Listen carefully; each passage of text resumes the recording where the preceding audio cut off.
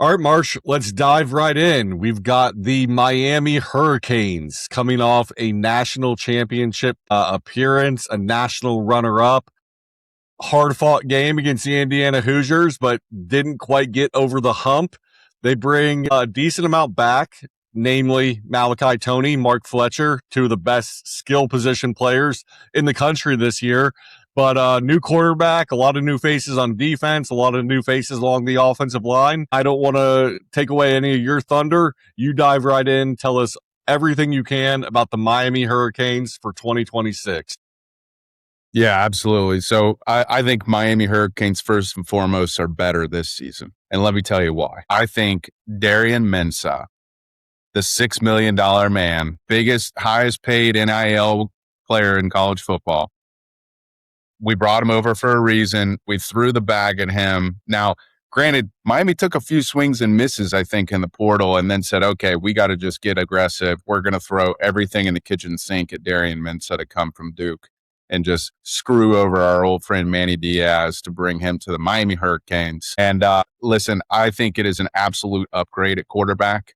We'll start at the quarterback position with Darian, 4,000 yards, 34 touchdowns, 6 picks for a dog shit Duke team in 2025 that really had a spotty offensive line at best. And now he brings over his top receiver from Duke and Cooper Barkate, over 1,000-yard receiver, and steps right into a situation with Malachi Toney and the deepest running back room in college football. Now, that doesn't even mention we took away South Carolina's second best receiver. We got West Virginia's top receiver from last season. We recruited well. We've got some 4-stars. We got another 5-star coming in at wide receiver as well. I mean, this team is absolutely loaded on the offensive side of the ball. Now, everyone's going to say you lost a lot of NFL talent. Yep, in the trenches especially. And we know that that's where Mario Cristobal wants to build his teams. The beauty of that, who better to take an inexperienced offensive line and do something with it than Mario Cristobal and Alex Mirabel. Okay, they are the two brightest offensive line minds in the entire nation. They're going to form that thing into an absolute brick wall.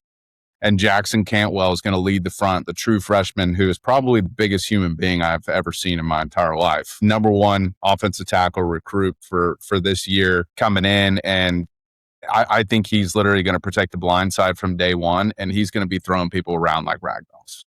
Okay. From an offensive standpoint, you look at what Shannon Dawson has done to this offense. You know, he comes in, they've got this high speed. It's kind of an air raid influence play calling system. Obviously, with the deep running back room, Mario wants to pound the rock too. So there's a heavy influence there. But I mean, we went from 5-7 in 2022 to 10 wins in 2024 to 13-3 national runner-up last year. And it's all because of what they're able to do developing this talent and what they've got in the transfer portal. And this is arguably the best thing that they've done at Miami since their tenure there. So listen, when you go from 85th to 25th nationally in total offense in your first offensive coordinator season, and then go to a team that led both in scoring and total offense the entire nation last year, and you bring in a Darian Mensah and a Cooper Barkate on top of what you already had, the offense is clearly far and away, I think, the best offense of college football. And I know a lot of the analysts out there would probably agree with me. But then let's take a look at the defensive side. The defensive side of the ball is just dogs everywhere. Sure, you lose Rueben Bain. Sure, you lose Akheem Mesidor. You lose Keontae Scott. You lose Jacoby Thomas. All guys that are... Keontae was such a ball hawk. Jacoby Thomas was just decapitating people. There were some Sean Taylor-esque plays last year that had me hard as a rock. And then Rueben Bain and Akheem Mesidor were just wreaking havoc for every single team. How do you replace that? I totally understand where everyone's coming from. Well, you go get Damon Wilson in the portal from Missouri, and he had 9.5 sacks and 50 pressures in the SEC. Okay, let that sink in.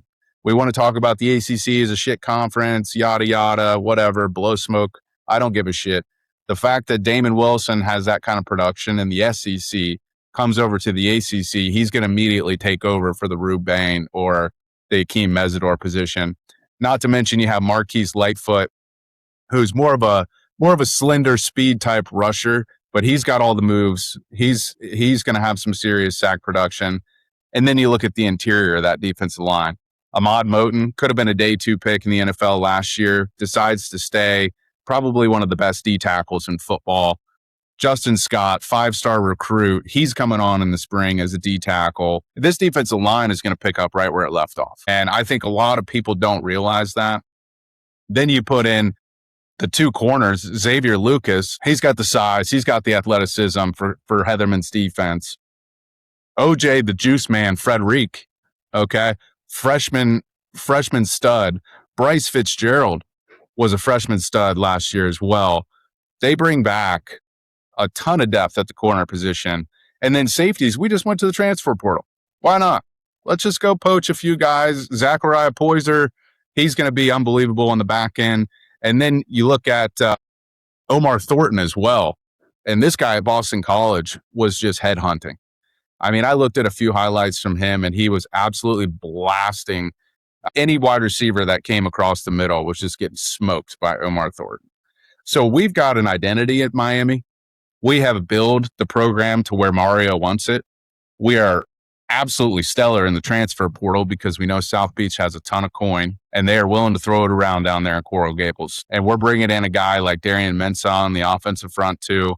I just think this team is upgraded in a lot of positions that people think there are holes. And I look at what Carson Beck did last year as a dink and dunk specialist. Now he's a smart quarterback, which is what helped out a lot. But that deep ball in the Indiana National Championship that he underthrew by 10 yards to pretty much end the game when we actually were driving to possibly win it, Darian Mensah's throwing a fucking seed there. Okay. So I am fired up about the Canes this year. I think they put up 40 points a game and they will hang it on anybody. And when you look at Clemson in week 5, FSU's down, but that'll always be competitive just due to the rivalry. Yeah, we've got Bill Belichick, James Franklin on the schedule. I'm not super worried about that. I think they've got a lot of question marks. Louisville beat us last year. There's going to be a revenge element to that. We don't have SMU on the schedule this season. Probably see them in the ACC championship, and we'll get into that.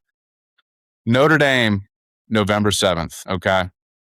That's going to be huge. We know the Domers were real salty after we put an ass whooping on them in the beginning of the season last year. And I think everyone's talking about they're on a revenge tour and all this. Listen, you don't fucking play anybody, okay? You should be an ACC team. You're independent bullshit, whatever.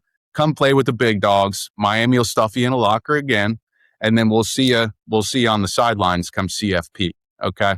I think Miami's going to absolutely have a chance at undefeated football this year. I think they limit some of the mistakes and mishaps that I would blame on Carson Beck specifically last year, and we're going to make another run and win this whole thing. I love the confidence, man. I think it's not unwarranted. I sat and watched the Miami Hurricanes rip my Ohio State Buckeyes apart on the line of scrimmage on New Year's Eve last year. Everyone kind of had Ohio State penciled in as the likely best team in the country. And then Indiana pushes us around in the Big Ten championship on the line of scrimmage, and then Miami does the same thing in Dallas in the Cotton Bowl. So I was very impressed. I think Mario Cristobal has done an incredible job building a physical, tough culture in Miami. Some of these guys are between Butch Davis and Larry Coker. They emphasize skill position, speed, and Cristobal's come in and just implemented his style, which is get badasses on both lines of scrimmage and win in the trenches. And it's working. And that's why they are back to kind of elite status in the national scene, and probably really the only ACC team that I would say is definitely a contender for the national championship this year. Ryan, what are your thoughts on Miami as we see them come off their national championship appearance last year? I'm going to take the other side on this one, guys. I am going to fade Miami a little bit this year. They lost 3 offensive linemen to the NFL, one being the 10th overall pick. That's only the second first-round draft pick on the O-line Cristobal has ever had, the other being Sewell from Oregon. So it's not like you can just replace those guys easily. And not only are they replacing him, the other tackle was a second-round draft pick. They had a guard go in the 6th round. So they are replacing 60% of their offensive line with a new quarterback, with a coach who still didn't know you should kneel the ball 2 years ago when you're up. Overall, I just don't buy Miami being the program that they think they are yet, where they just replace and come back and are just dominant on both sides of the line of scrimmage again. I mean, 2 edge rushers like Bain, that's not something you just easily replicate the next day, bringing in some transfer from Missouri. I'm sorry. It's just not. And I do think that they are going to compete for the ACC. I think they will have a good chance of making the playoff. I do not see them being serious contenders for the national championship at all this year. Sorry, Mark. That's a buffoon take. We'll see. I actually, I love it. And I'm looking at their schedule. Their road games in conference are not necessarily it's not a walk in the park. September 18th at Wake Forest on a Friday night. Talk about a classic sleepy Miami not showing up, sleepwalking through the first half, given a team like Wake Forest, who is not a bad team at all. We'll get to them later in the show, but I mean, that's a game that's a classic Miami letdown spot. So on that note, that is my birthday weekend, and Wake Forest is an hour and a half from here, and I plan on attending that game. But I also have thought to myself, this is classic me jinxing something, going to that, getting shit on, and just hating my life for the next couple weeks. So I am in a serious pretzel of whether I actually purchase a ticket and attend that game, because I can get seats on the 50-yard line about 12 rows up for very affordable cost. But I'm in a pretzel about it. I don't know. I've seen too many disasters where I am directly inserted into the fold. And I almost want to not go just to make sure that things go okay. And that's the reason right there I'm not taking them as a serious contender. If you're worried about a Wake Forest road game, I can't put you in the national contender or national championship contender category. I'm not worried about a Wake Forest road game. I'm worried about the black cloud that follows me in these situations. Okay. I will tell you what, the combination of Miami's history with your juju, if you attend that game, I may take a second mortgage out on my house to put on Wake Forest money line in that game. Maybe it's an opportunity. Maybe we'll have to do a live stream for the listeners and see, there may be some beverages. I may fly involved, up and do a Nard Dog Sports live stream in the stands with you, just watching you get your heart ripped out on your birthday. Yeah, by the Demon Deacons. It'd be good. I mean, Wake Forest at Clemson. That's you got 2 games before October 3rd on the road up there in the Carolinas. Florida State shouldn't be too much of an issue. At North Carolina, Halloween, Bill Belichick, get spooky, get weird. And then at Notre Dame, we'll get to Notre Dame. Notre Dame's loaded. I think Notre Dame easily matches Miami talent for talent across the board. So on the road in November, those Miami boys going up to a cold weather outdoor stadium, could be cold, rainy, sleety. I mean, I think Miami's going to be very good, but yeah, Ryan, I'm kind of with you. I'm more with you than I am with Marsh, in that they're a shoe-in national championship contender, will be 11-1 or 12-0, potentially a bye team in the 12-team playoff. Well, I think they've got some real landmines to navigate. I would agree with you, but here's the thing, okay? I agree wholeheartedly. The Notre Dame game is going to be the toughest test of Mario Cristobal's career. Like you said, November, cold, they want revenge. Marcus Freeman is no slouch. She's going to come prepared. I look at the ACC portion of it, and Miami has to, they just have to get through the ACC without dropping 2 silly games. I mean, you could even lose one ACC game and lose to Notre Dame, and you're still more than likely going to make the playoff because you'll probably win the ACC championship. Like we're talking about Miami's talent level being elite versus some of these other contenders. Your SMUs, your Clemsons, your Louisvilles of the world.